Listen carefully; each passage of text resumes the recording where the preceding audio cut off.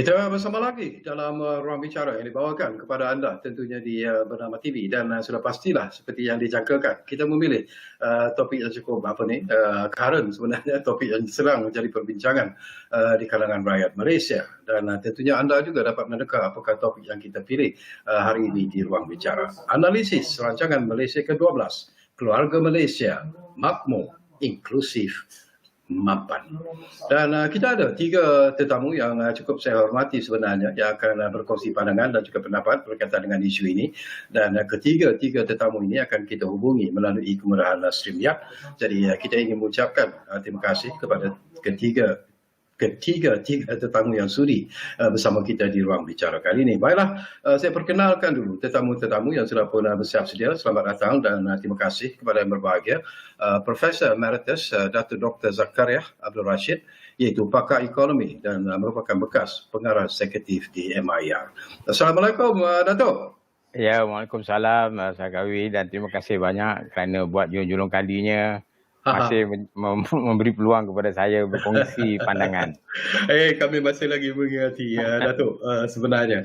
Baik, seorang lagi tetamu yang lama sebenarnya saya tunggu kesempatan ini untuk bersua dengan beliau, tetapi akhirnya dapat juga bertemu walaupun cuma secara maya. Tapi apapun setinggi-tinggi terima kasih kepada yang berbahagia, Profesor Dr. Jomo Kuame Sundaram yang merupakan pakar ekonomi.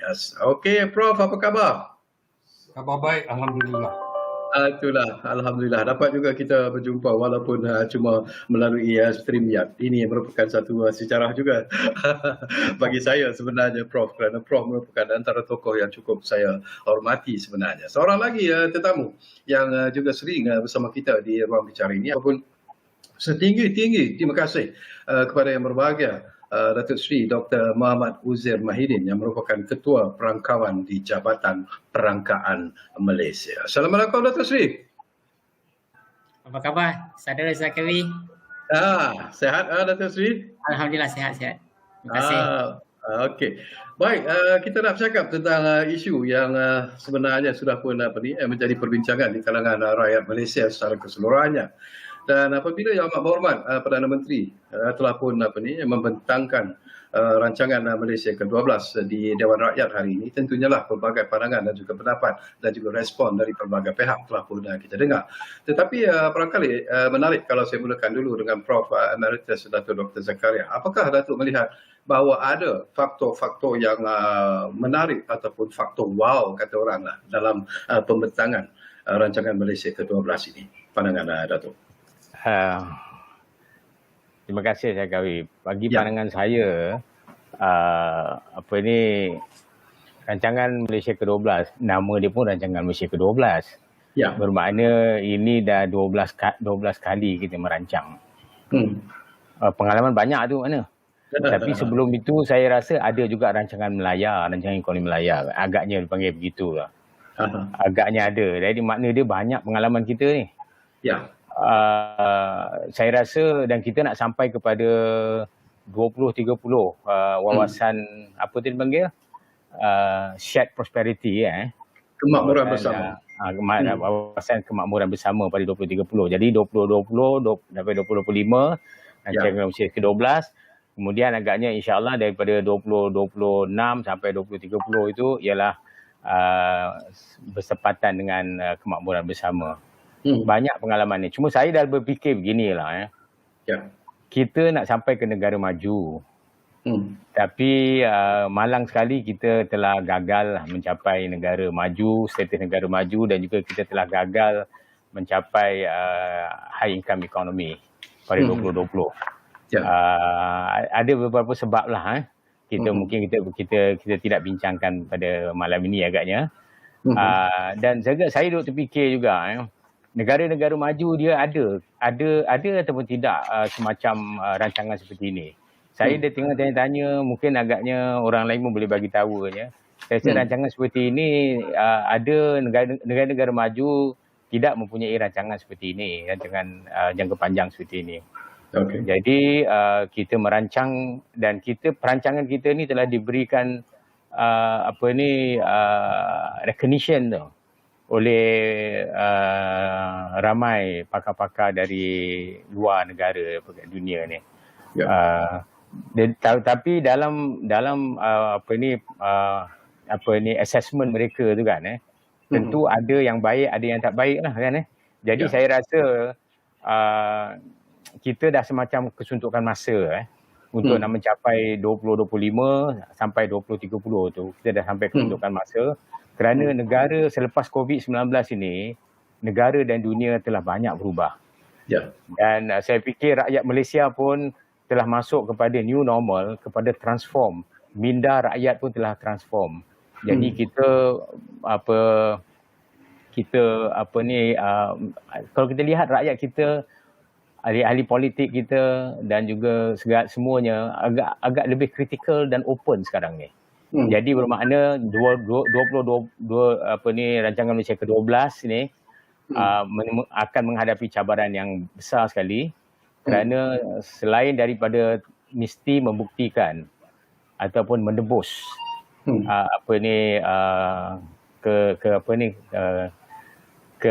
kelemahan kita kerana tidak dapat mencapai negara status negara maju dan negara pendapatan tinggi itu. Yang dulu saya ingat, dulu pun kita pernah kata yang kita boleh capai. Memang dari segi perkiraan saya pun saya fikir kita boleh capai, dan 2018, 2019 kita boleh capai. Tetapi malang sekali lah kita tak dapat duit itu.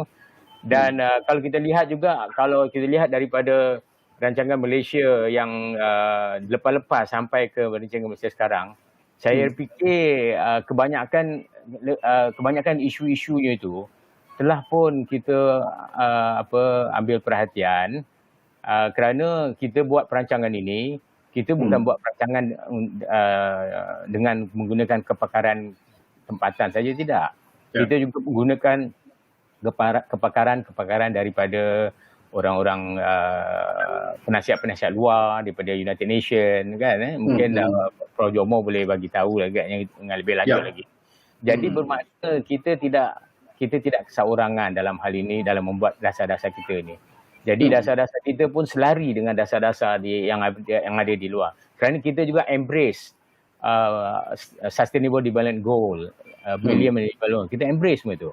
Kita embrace juga tentang sustainability, tentang income distribution, tentang green economy, tentang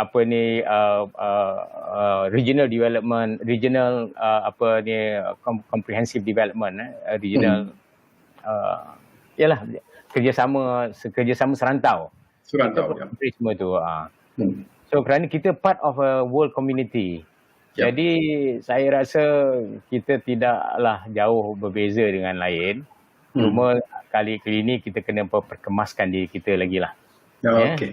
Okey Datuk, nanti kita sambung lagi. Banyak lagi pandangan dan juga pendapat yang ingin kita kongsikan. Tetapi mungkin menarik juga lah sebelum saya pergi kepada Datuk Sri.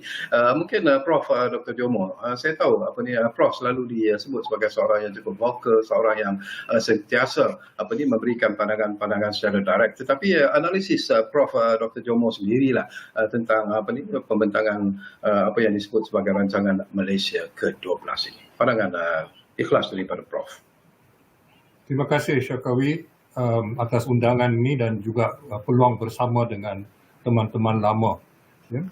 Ingin saya menegaskan bahawa sebenarnya dari segi apa yang tersurat lah, apa yang dinyatakan oleh Perdana Menteri tadi, pagi tadi,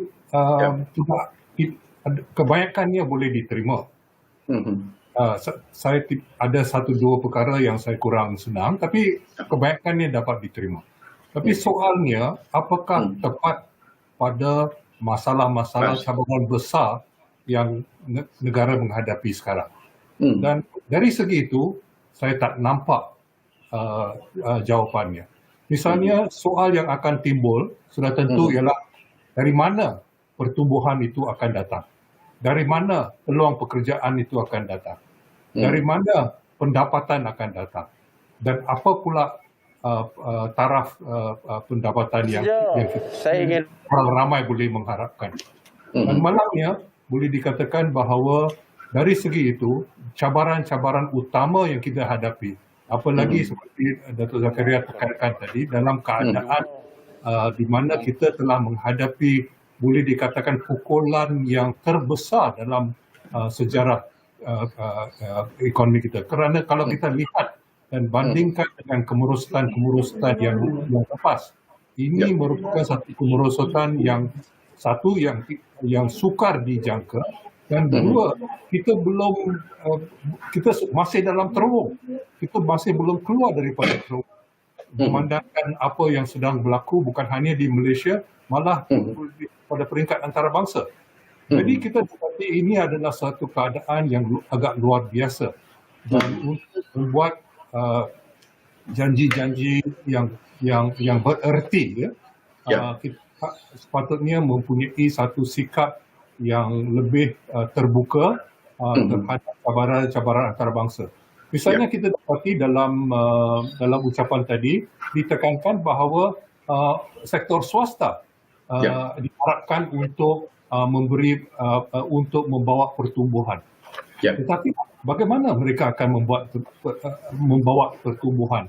Memandangkan boleh dikatakan tidak ada gambaran yang jelas dari mana pertumbuhan itu akan datang. Selain daripada pelaburan digital dan sebagainya, apa lagi?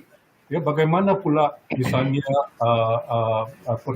pelaburan pertanian dalam untuk makanan itu akan kembang misalnya. Apakah kita akan terus cuba tanam padi 2 kali setahun ataupun 2,5 kali setahun? Apakah itu realistik memandangkan misalnya dalam 5 tahun kebelakangan ini sudah 2 kali musim penanaman padi di Kedah dan Perlis di kawasan Muda itu terpaksa dibatalkan kerana kekurangan air dalam empangan Pedu. Kita dapati bahawa tidak slogan kata dan kata-kata yang terkandung dalam ucapan itu sukar dipersoalkan oleh mana-mana pihak. Tetapi apakah tepat pada masa ini? Saya tidak nampak, ya. Dan tetapi seperti ditekankan oleh Datuk Zakaria, satu yang kita harus terimalah, semenjak tahun 70-an, ya, zaman Tun Razak, zaman Tun Hussein, ya, boleh dikatakan bahawa peranan perancangan itu telah banyak merosot kalau kita banding dengan tahun 70-an. Tetapi apakah tepat pada waktu ini? Misalnya kalau kita lihat apa yang berlaku di India, mereka telah batalkan, menggantikan Suruhanjaya Perancangan Kebangsaan dengan satu badan yang lain. Tetapi apakah itu hanya tukar nama? Itu kurang pasti. Tetapi kita mesti realistik lah. Itu yang saya nak katakan. Sekian. Okey, kita akan dapatkan lagi pandangan daripada Prof. Dr. Jomo, dan kita juga akan mendapatkan reaksi nanti daripada Profesor Emeritus Dr. Zakaria. Tetapi menarik jugalah untuk kita war-warkan kepada penonton-penonton kita. Kita nak dapatkan juga pandangan daripada Dr. Sri Dr. Muhammad Huzair sendiri, iaitu selaku Ketua Perangkawan di Jabatan Perangkaan Malaysia. Barangkali Dr. Sri, ramai juga yang tidak mengetahui sebenarnya Jabatan Perangkaan Malaysia juga sebenarnya turut terlibat dalam menyediakan rancangan Malaysia ke-12 ini, mungkin dari aspek yang tertentu. Jadi mungkin kita boleh kongsi sama dengan Datuk Sri tentang penglibatan dan juga fungsi dan juga peranan yang dimainkan oleh Jabatan Perangkaan Malaysia. Silakan Datuk Sri.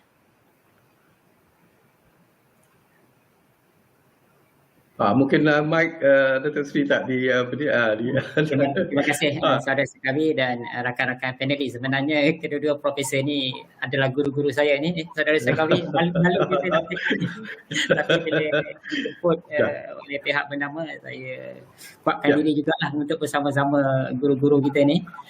Sedikit mukadimah daripada saya.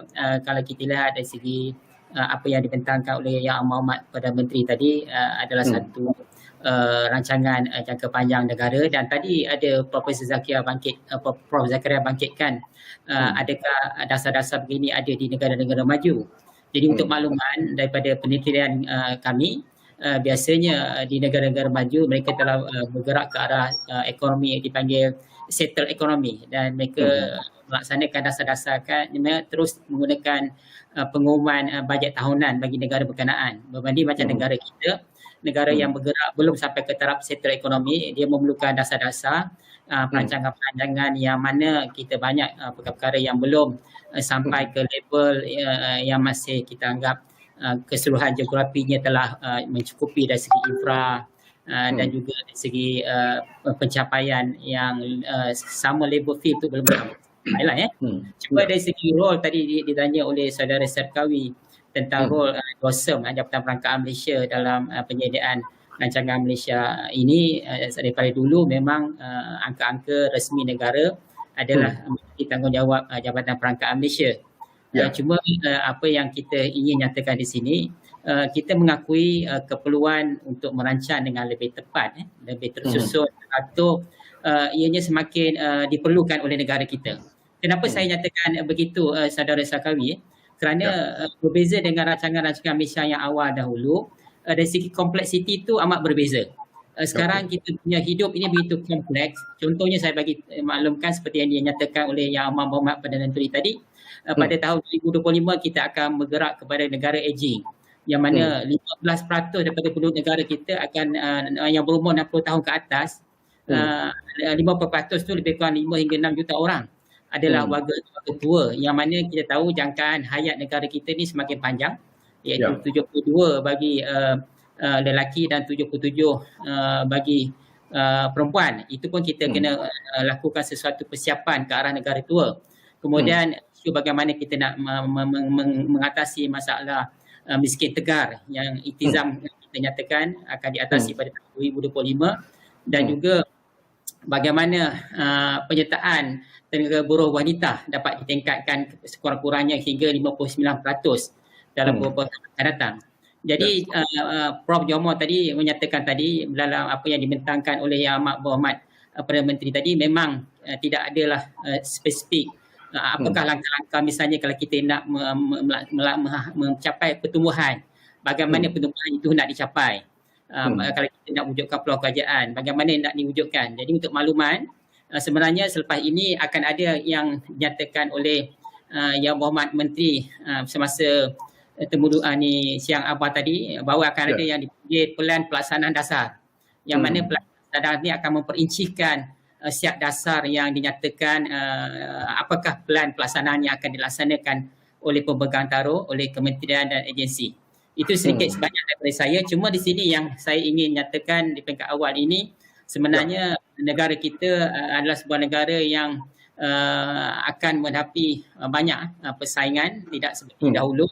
Dan dari segi yang penting juga, sesuatu perkara yang kita uruskan sekarang ni dia cepat obsolete, dia sebab cepat tidak sustain, sebab masa dalam 24 jam bergerak begitu pantas. So dalam product cycle menjadi pendek. Yang paling penting, saudara Serkawi, ialah bagaimana negara kita ini akan memunculkan dari segi keupayaan human capital yang boleh sentiasa adapt, yang punya knowledge yang sentiasa belajar untuk knowledge baru. Itu yang diperlukan oleh negara kita. Kerana macam saya katakan tadi, sesuatu perkara itu cepat obsolete. Jadi proses kerja perlu ditambah baik dan sebagainya. Dan menjurus kepada apa yang dibentangkan oleh Yang Amat Berhormat Perdana Menteri tadi, kita melihat apa yang dibentangkan ini adalah peringkat makro.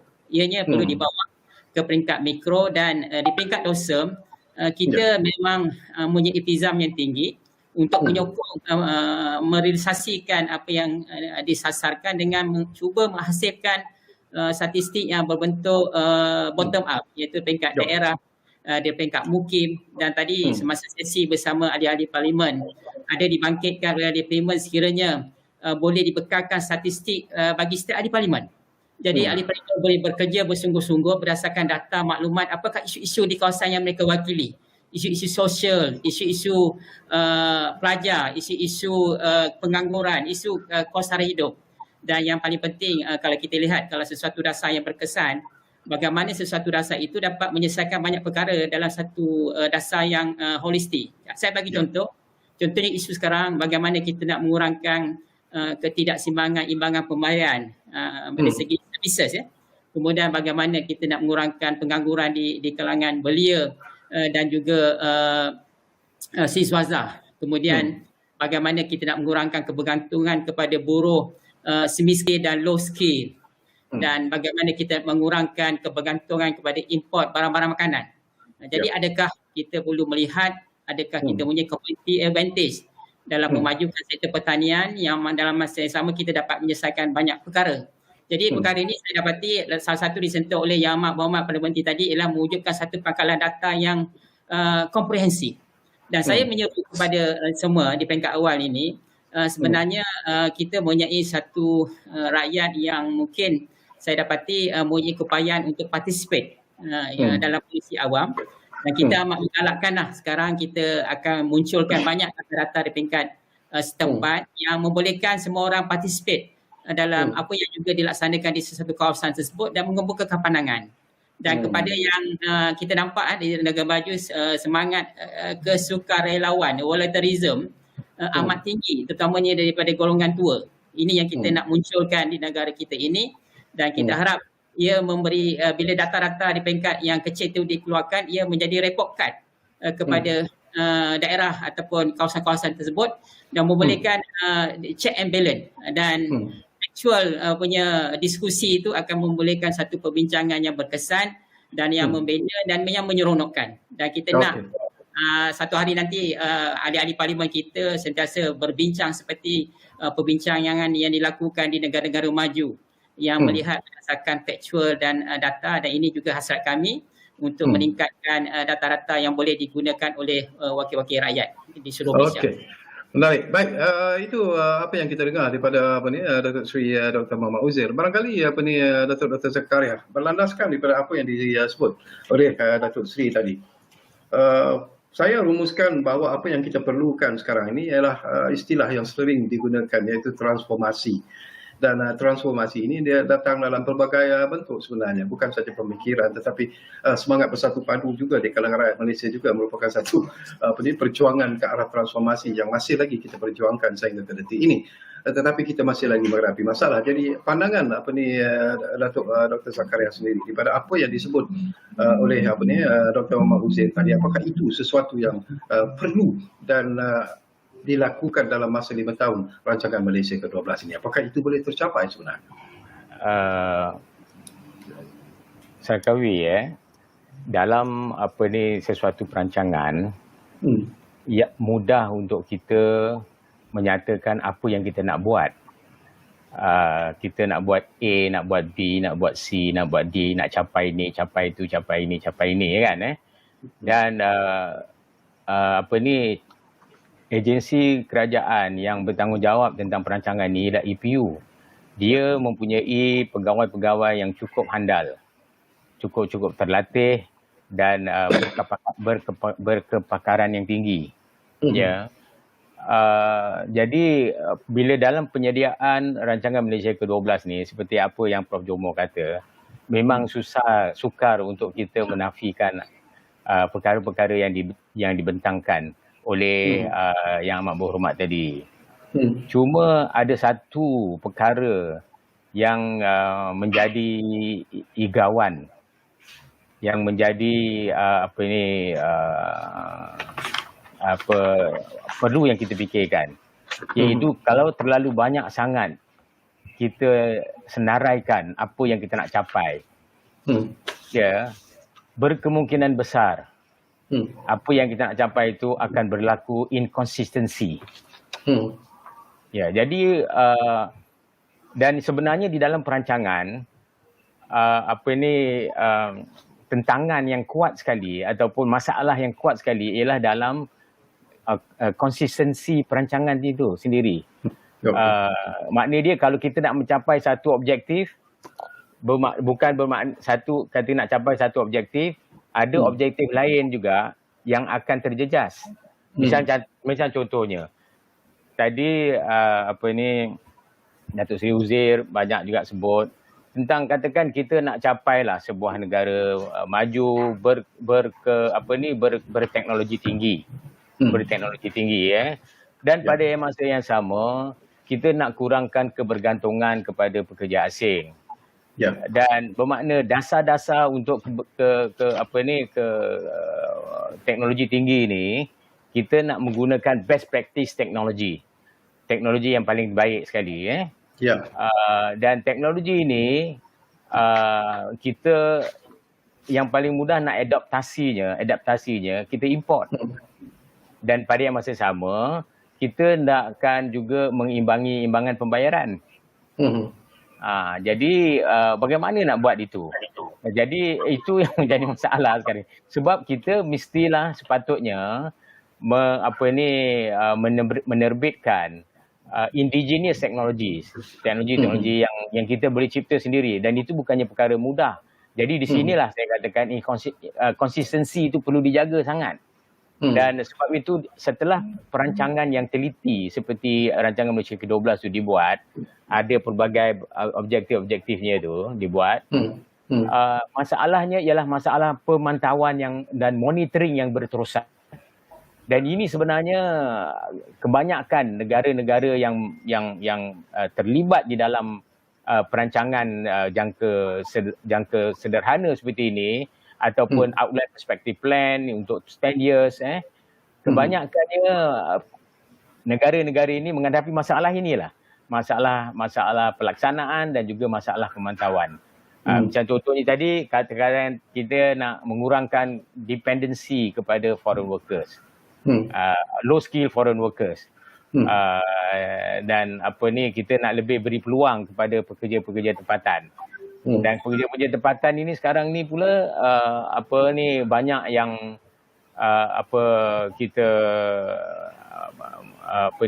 pekerja tempatan ini mempunyai kemahiran sebenarnya lebih tinggi daripada pekerja asing. Tetapi secara keseluruhannya level kemahiran kita adalah rendah. Sebab itu kita punya high skill ratio tak sampai 30% pun. Dan sebenarnya kita nak capai kepada high skill ratio ni dah lama dulu. Dan saya rasa dalam sasaran kita pun ada, dan sasaran rancangan Malaysia 12 pun ada juga. Dan kita juga hendakkan IR 4.0. Kita nak sampai IR 4.0, kita hendakkan pelaburan yang tinggi.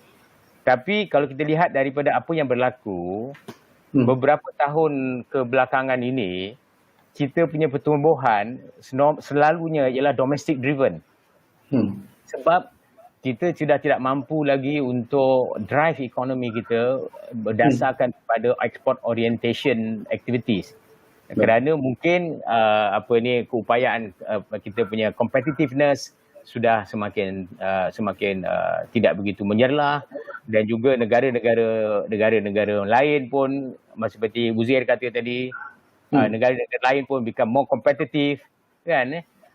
Jadi competitiveness ni ialah soal relatif. Memang kita semakin lama semakin maju, tapi orang lain pun maju lebih pantas daripada kita. So dari segi relatifnya kita dah terkurang sedikit. Jadi untuk meletakkan kita kepada daya saing yang tinggi sekali, kita mesti selalu meningkatkan competitiveness. Dan competitiveness ini, dia punya faktor yang utama sekali ialah productivity. Productivity adalah faktor utama sekali. Sedangkan kita masih lagi struggle untuk meningkatkan productivity kita supaya produktiviti kita dapat naik dengan lebih tinggi lagi.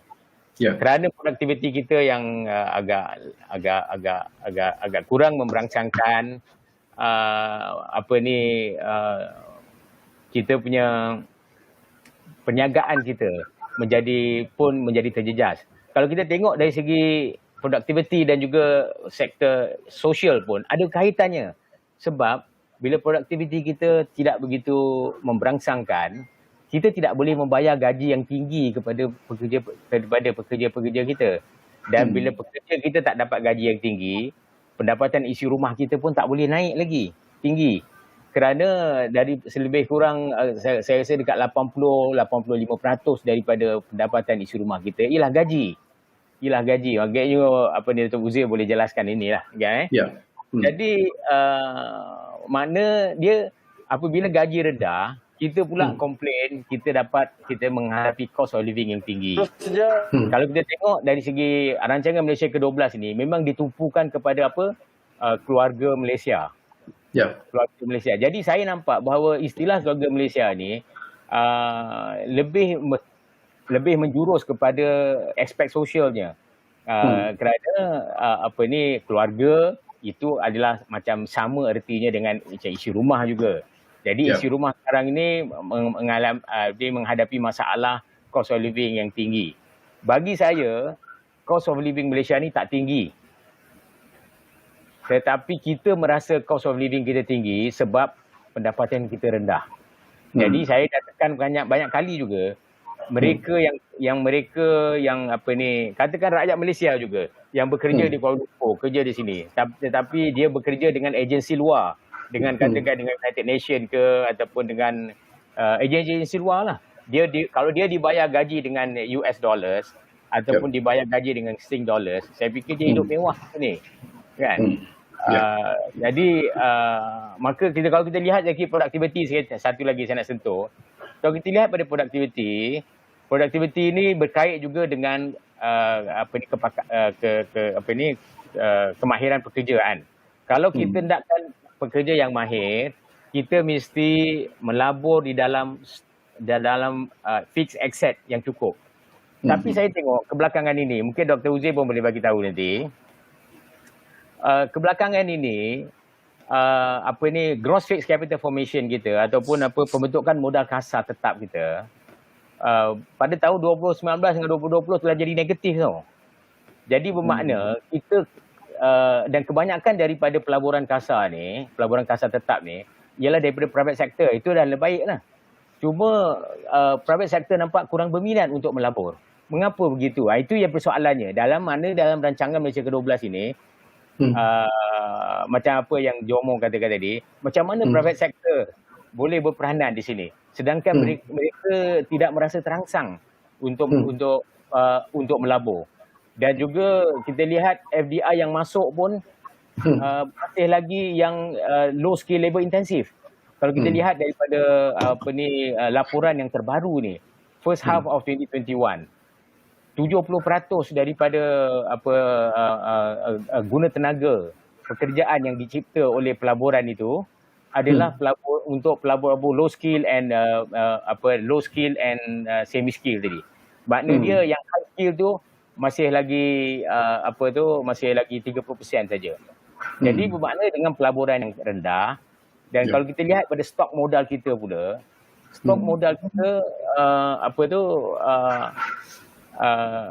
kebanyakannya merupakan struktur, iaitu macam jalan raya, jembatan, benda-benda seperti itu. Tetapi kalau kita nak embrace IR 4.0, kita mestilah lebih menumpukan kepada stok modal yang berupa mesin dan peralatan. Jadi yang mana kerana teknologi IR 4.0, Internet of Things semua, dia ada di dalam peralatan dan juga di dalam mesin itu. Dan mungkin saya nak yang akhir sekali, saya nak kaitkan juga dengan tentang teknologi ini, adoption of teknologi ini, dan juga investment di dalam teknologi ini. Majikan kita pun kurang berminat untuk melabur kerana low skill environment tadi. Dan kalau kita tanya majikan, lebih kurang 5% sahaja daripada bajet mereka peruntukkan untuk untuk pelaburan di dalam teknologi. Dan kalau kita lihat juga di dalam establishment kita, dalam statistik Uzair boleh bagi tahu 97.2% gitu ialah SME. Sekarang ni bagus, alhamdulillah, dia telah ubah nama dia. Micro pun masuk, kerana actually bilangan micro enterprises and small enterprises ni adalah bilangan yang dominan, dan mereka ini kegiatan mereka di dalam pelaburan, terutama pelaburan modal tetap, terutama dalam pelaburan berteknologi tinggi, agak kurang memuaskan, agak rendah. Dan dalam rancangan Malaysia ke-12 ini, kita mesti mencari jalan untuk memperkasa mereka ni. Sebab mereka ni lah juga yang membentuk kebanyakan daripada B40 tadi tu. Mereka mendapat pendapatan rendah, mereka bayar gaji rendah. Ramai yang bekerja di sana dengan pendapatan rendah, dan kebanyakan mereka ni ialah akan menghasilkan kemiskinan lah. Saya berhenti situ lah, beri peluang pada orang lain. Baik. Itu apa yang disebut oleh Datuk. Tapi barangkali saya tahu Prof Dr. Jomo juga ada pandangan tersendiri sebenarnya. Banyak ada challenges atau pencabaran yang perlu kita hadapi dalam usaha untuk menjayakan rancangan Malaysia ke-12. Sebelum ini pun kita ada rancangan Malaysia ke-11 dan kita tidak tahu sejauh mana pencapaian rancangan Malaysia ke-11 itu. Tetapi selain daripada masalah-masalah yang disebut oleh Prof Emeritus Datuk Dr. Zakaria tadi, barangkali Prof Dr. Jomo juga, kalau kita lihat kepada senario semasa selain daripada pandemik COVID-19 yang melanda dunia termasuklah negara kita sendiri, soal politik juga mungkin memainkan peranan yang mungkin boleh menjaya ataupun tidak berjayanya rancangan Malaysia ke-12 seperti apa yang kita rancangkan. Dikatakan bahawa situasi politik kita agak fragile dan sebagainya, tetapi mungkin Prof Dr. Jomo ada lagi alasan-alasan mengapa dan apa yang perlu dilihat secara serius oleh pihak kerajaan untuk menjayakan rancangan Malaysia ke-12 nanti. Terima kasih Saudara Syakawi. Soalan itu agak sukar saya jawab ya, kerana sebenarnya kita sudah dalam masa yang agak singkat, semenjak awal tahun 2018 kita sudah melalui 4 Perdana Menteri ya. Jadi sudah tentu ini akan memberi kesan ya. Sebab kalau kita lihat dululah ya, biasanya rancangan Malaysia ni walaupun kurang berkesan sejak tahun 80-an, boleh dikatakan bahawa rancangan Malaysia itu mencerminkan apa yang diutamakan oleh Perdana Menteri dan tak semestinya jadi. Misalnya rancangan Malaysia ke berapa tu? Ke-8 ya, pada awal abad ini. Rancangan Malaysia ke-8 itu sebenarnya apa yang dicita-citakan itu tak jadi, iaitu untuk memajukan semula perindustrian. Industrian itu memainkan peranan yang amat penting, bukan hanya pada tahun 70-an, tetapi juga dari ujung tahun 80-an sampai krisis kewangan Asia. Jadi kita dapati bahawa ada perkara-perkara seperti itu agaknya boleh dikatakan agak di luar kuasa, dan kita banyak bergantung kepada pada pelaburan dalam sektor perkhidmatan. Tetapi kebanyakan perkhidmatan, peluang pekerjaan dalam sektor perkhidmatan merupakan apa yang Jabatan Statistik menganggap sebagai perkhidmatan tradisional ya. Dan dibanding dengan perkhidmatan moden. Dan sebahagian daripada sektor moden yang banyak berkembang dari waktu Tun Mahathir turun kali pertama sampai ke tamatnya pentadbiran Datuk Seri Dr. Najib, kita dapati bahawa bilangan pekerja sektor awam itu meningkat daripada 850,000 sampai 1.7 juta ya. Dan ini boleh dikatakan, tapi tak semestinya. Bagaimana kita nak ukur produktiviti di sektor awam? Ini merupakan satu masalah bukan hanya di Malaysia, di mana-mana di dunia. Jadi diukur dengan gaji yang dibayar kepada mereka. Tetapi kalau gaji dibayar itu untuk memancing undi misalnya, ya, apakah itu mencerminkan daya pengeluaran? Datuk Zakaria telah menekankan banyak masalah tentang soal pelaburan yang berkurangan dan pelaburan swasta yang berkurangan.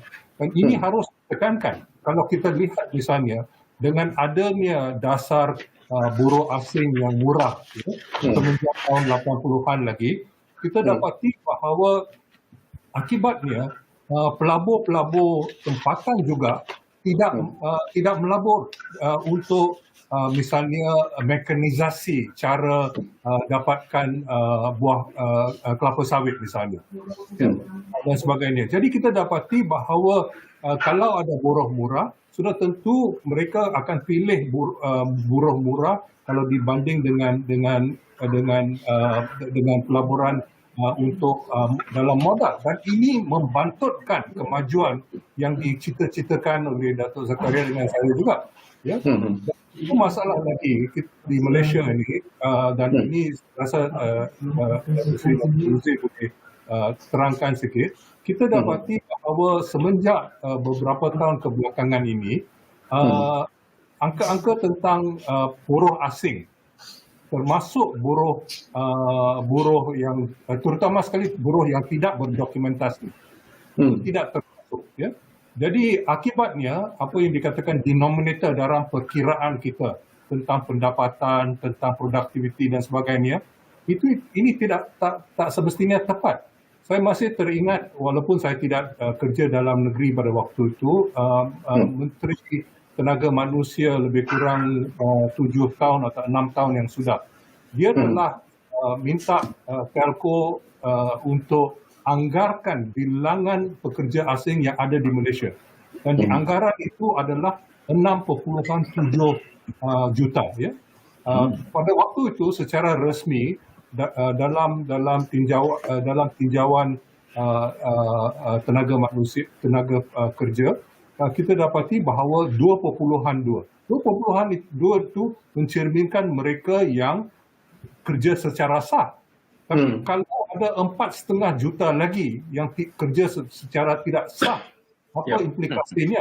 Dan itu sudah tentu memberi implikasi yang besar. Maknanya 1/3 daripada tenaga kerja di Malaysia ini terdiri daripada orang asing, dan kita dapati bahawa boleh dikatakan banyak sektor akan tergugat kalau kita terus tutup kita tidak izinkan pekerja asing itu terus bekerja. Oleh kerana itu adalah amat penting kita menggunakan wabak ini untuk menyelesaikan masalah ini, kerana pekerja-pekerja asing juga ingin dilindungi daripada wabak itu. Mereka nak divaksin, dan waktu divaksin itu kita boleh berikan misalnya kerja permit selama 2 tahun, dan mereka terus bekerja, dan dengan sendirinya ini akan menjaga kesihatan kita dan melindungi kita semua. Sebab wabak itu tidak, virus itu tidak kenal pasport. Dia tak kira siapa yang bawa pasport asing ataupun pasport Malaysia. Jadi ini sesuatu sikap yang harus diambil kira. Jadi kita harus mengambil satu sikap pendekatan yang berani untuk menyelesaikan soal pekerja asing, dan seperti Datuk Zakaria tekankan tadi, kita harus menggalakkan, bukan menghindarkan pelaburan untuk meningkatkan daya pengeluaran pekerja-pekerja Malaysia. Ya, dan ini harus dicapai. Okey. Cuba kita dapatkan reaksi daripada Datuk Seri Dr. Muhammad Uzair berkaitan dengan apa yang disebut oleh Datuk Dr. Zakaria dan juga Profesor Dr. Jomo setakat ini. Silakan Datuk Seri. Okey, terima kasih. Saya ingin juga menyentuh tentang keperluan untuk kita melihat dari segi pertumbuhan pelaburan dalam negara kita, dan memang berdasarkan data resmi yang dikeluarkan, kita dapati pelaburan agak merosot ke belakang ini, dan saya jangka ianya satu perkara yang tidak akan berterusan. Dan kalau kita lihat dalam pembentangan rancangan Malaysia ke-12 baru ini, telah pun disasarkan supaya negara kita akan ada pelaburan daripada sektor swasta yang dianggarkan sebanyak, dalam tempoh tersebut sebanyak RM258 bilion, manakala pelaburan daripada sektor awam adalah sebanyak RM80 bilion. Jadi kita lihat di sini dalam rancangan Malaysia ke-12 ini, pastinya kita telah pun diketahui pengeluaran ataupun pertumbuhan ekonomi perlulah berpaksi kepada pelaburan. Cuma sedikit ciri-ciri pelaburan yang ada sekarang ni seperti yang dinyatakan oleh Profesor Zakaria tadi, kita tidak lagi memerlukan pelaburan-pelaburan yang berbentuk structure, maknanya dari segi bangunan dan sebagainya. Yang kita perlukan sekarang ialah pelaburan-pelaburan yang berbentuk sistem, sistem pendigitalan dan juga menggunakan automation dan sebagainya. Dan di sinilah kita lihat bila kita bergerak ke arah negara tua yang mana kita punya kadar kelahiran semakin merosot di bawah penggantian, maknanya on average secara puratanya satu pasangan kurang daripada 2 orang anak. Jadi ini juga perlu ditangani ini supaya kita tidak mengalami masalah dalam kita memajukan sektor ekonomi kita tidak ada jumlah human capital yang mencukupi. Jadi langkah yang dilaksanakan seperti negara Jepun dan sebagainya, mereka melaksanakan automation lebih awal dan di sinilah kita melihat productivity yang seperti yang dinyatakan oleh Profesor Zakaria dan Profesor Jomo itu amat penting. Cuma di sini dari segi saiz pelaburan yang dia punya kuantum tu mungkin ialah tidak perlu sebesar yang dulu, sebab dahulu kita terpaksa membeli benda-benda yang infra yang begitu tinggi dia punya kosnya. Tetapi sekarang ni kita tahu dari segi sistem teknologi dan sebagainya ia biasanya akan tidaklah semahal, tapi bergantung dari segi kompleksitinya. Cuma dari satu segi yang tadi mungkin dibangkitkan tentang isu kurangnya R&D yang berlaku, antara yang saya pribadinya nampak R&D ia memerlukan satu pelaburan yang besar, dan apa yang dialami oleh pihak syarikat bila sesuatu R&D itu dilaksanakan, ada kemungkinan R&D itu akan cepat obsolete. Jadi mereka lebih suka menjadi pengguna kepada teknologi yang telah ada ataupun bergantung kepada competitivity berdasarkan buruh yang murah daripada melabur kepada R&D setelah pelaburan dibuat, apa yang dibuat itu mungkin telah tidak relevan, maknanya overtaken by another R&D dan sebagainya. Ini di sini yang saya jangka peranan kerajaan boleh dilaksanakan dengan memberi insentif kepada syarikat-syarikat yang membuat R&D. Dan seperti yang dinyatakan Profesor Jomo ni, kalau adalah syarikat yang boleh buat R&D dari segi mengangkut kelapa sawit, bahkan yang boleh membuat penggantian daripada bergantung kepada fixed stock makanan haiwan daripada luar negara kepada penawan makanan haiwan di dalam negara dan sebagainya, termasuklah fertilizer. Misalnya kita mengeksport kelapa sawit tetapi kita punya fertilizer adanya baja daripada luar negara. Jadi kita lakukan sesuatu supaya bila kita mengeksport sesuatu barang itu, kita benar-benar mendapat satu added value yang tinggi, bukan ekspor kita mengandungi import yang tinggi daripada apa yang kita eksportkan itu. Ini menyebabkan penggunaan infrastruktur kita punya port dan sebagainya, kita tidak dapat harvest satu penghasilan yang sewajarnya lah. Saya bagi contoh, kita dulu pernah menerima satu tahun lebih kurang 28-29 juta pelancong asing, dan kemungkinan kalau pelancongan dapat disegarkan semula selepas COVID-19 dapat ditangani, maka kemungkinan 29-30 juta pelancong asing akan masuk. Tetapi permasalahan yang berlaku dalam sektor pelancongan kita ialah industri pengangkutan yang mengangkut atau membawa pelancong-pelancong asing itu adalah bukan kita punya national carrier. Maknanya di situ lagi berlaku bocoran kepada kita punya ekonomi. Dan satu lagi saya juga ingin nyatakan kepada Profesor Zakaria dan Profesor Jomo, dalam konteks pelaburan sekarang ada elemen penggunaan dipanggil financial leasing, yang mana syarikat-syarikat tidak memiliki aset tersebut tetapi menyewa. Jadi juga ini juga kadang-kadang menyumbang kepada nilai aset ataupun capital yang tidak diambil kira sebagai capital ataupun aset dalam negara kita. Ini respon saya tentang pelaburan. Dr. Zakaria. Baik, terima kasih Datuk Sri. Baik, sebelum saya dapatkan pandangan daripada Dr. Zakaria, ini soalan yang saya nak tujukan kepada Profesor Dr. Jomo. Kita cakap tentang topik kita, iaitu keluarga Malaysia. Rancangan Malaysia ke-12, keluarga Malaysia makmur, inklusif dan mampan. Inklusif itu sendiri pun satu istilah yang bagi saya cukup penting sebenarnya, dan sesuatu yang menarik juga barangkali Profesor Jomo ialah tumpuan dalam usaha untuk memenuhi segala janji-janji yang dibuat dalam perjanjian Malaysian Agreement 63 itu melibatkan Sabah dan Sarawak. Apakah ini Prof. Dr. Jomo merasakan bahawa ianya mungkin akan berada pada satu tahap yang menggembirakan rakyat Sabah dan juga Sarawak dalam rancangan Malaysia ke-12 nanti?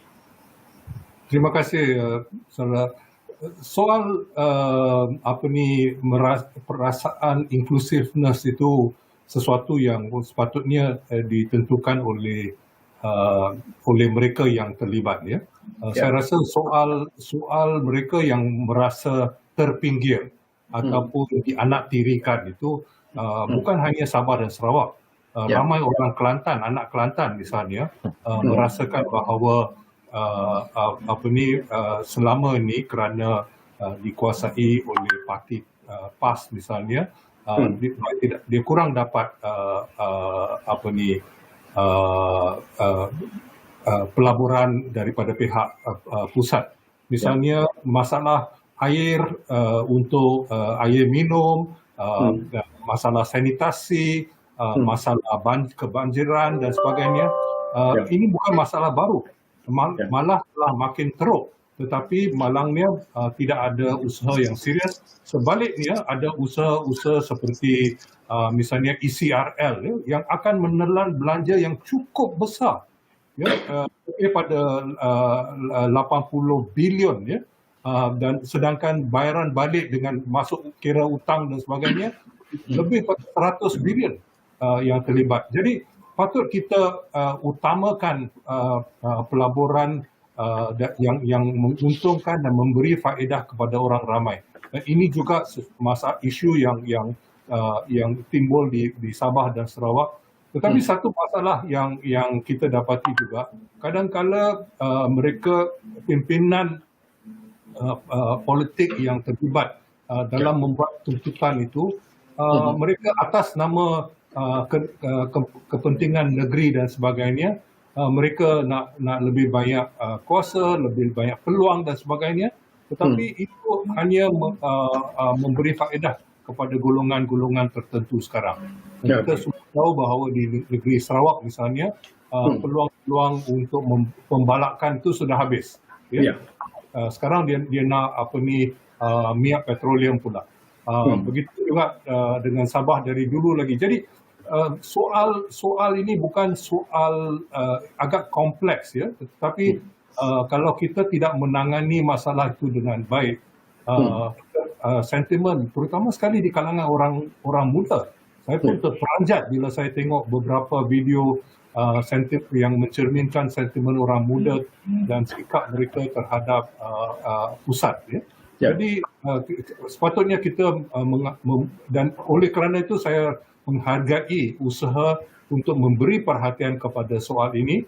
Sebenarnya kalau kita lihat Rukun Negara dan DEB dulu, tidak ada banyak perhatian kepada Sabah dan Sarawak. Sedangkan ada disebut sikit dalam wawasan 2020, tetapi seperti kita semua sedia maklum, wawasan 2020 itu telah jadi mangsa kepada krisis kewangan Asia, ya. Jadi tapi apa yang dicita-citakan pada waktu itu bagi saya masih amat relevan, iaitu kita hendakkan negara yang terus maju, industri dan sebagainya, dan teman-teman saya seperti arwah Dr. Ismail Saleh dan juga arwah Rostam Sani memainkan peranan yang penting dalam memikirkan misalnya soal bangsa Malaysia dan sebagainya. Jadi kalaulah keluarga Malaysia itu merupakan jelmaan baru kepada bangsa Malaysia yang diutarakan 30 tahun sudah,